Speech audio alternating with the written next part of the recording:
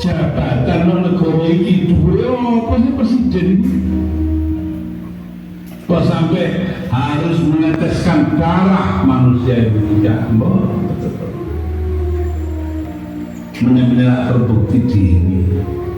Tapi kalau mengenai prinsip, mengenai alasan berdirinya negara, mengenai bentuk negara dan sebagainya, masih mati tak labui loh. Ya, ini yang NU itu ulama yang ini cara.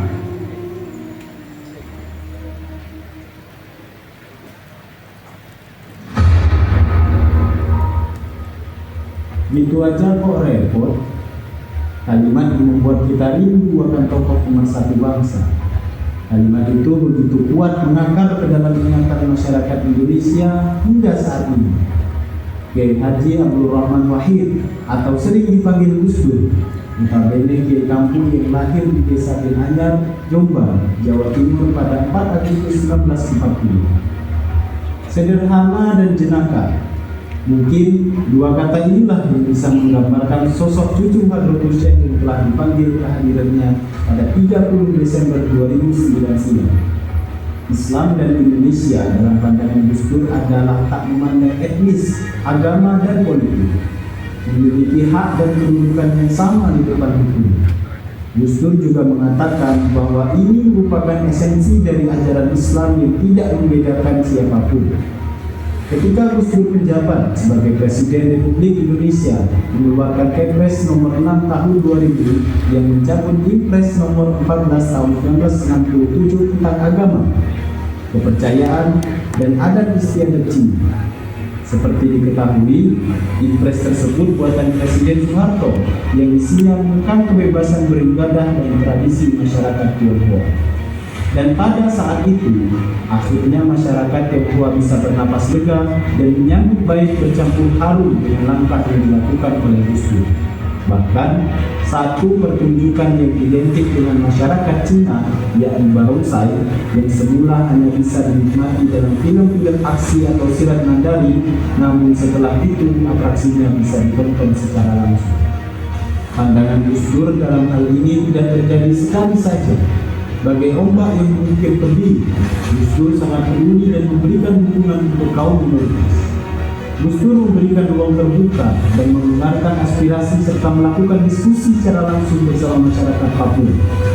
Sejarah mencatat, dalam salah satu kunjungannya pada 30 Desember 1999, Gus Dur menyempatkan diri berdialog dengan tokoh masyarakat Papua. Dengan tanpa adanya sekat, beliau mendengarkan semua pendapat, bahkan dari mereka yang menuntut kemerdekaan. Gus Dur pun saat itu mengizinkan bendera bintang kejora berkibar di bawah bendera merah putih dan meminta Jenderal Wiranto yang saat itu menjabat sebagai Menko Polhukam untuk menganggapnya sebagai bendera pukul-pukul belakang. Meski seringkali dinilai kontroversi oleh sebagian orang, Gus Dur tetap lantang dalam mengungkapkan nilai kemanusiaan dan kebangsaan.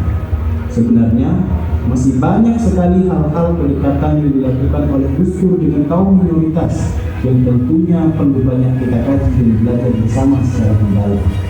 Apalagi jika kita sebagai generasi muda penerus bangsa Indonesia dan para penggerak Gus Dur yang tentunya perlu banyak belajar dari sosok tentang Gus Dur sang pemimpin, yaitu dekat dengan kaum minoritas.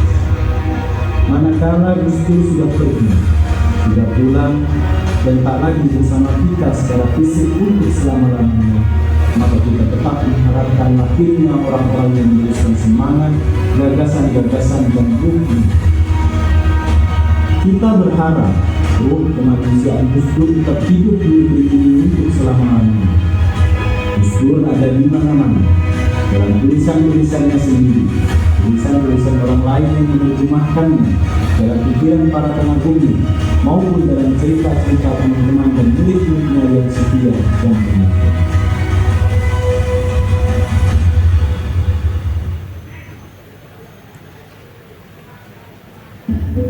La ilaha sulil firdausi ala.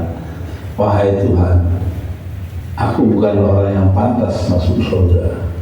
Wala nakwa ala naril jahimi. Dan aku tidak kuat dengan api neraka. Bayangin kalau neraka panas, neraka gak mau.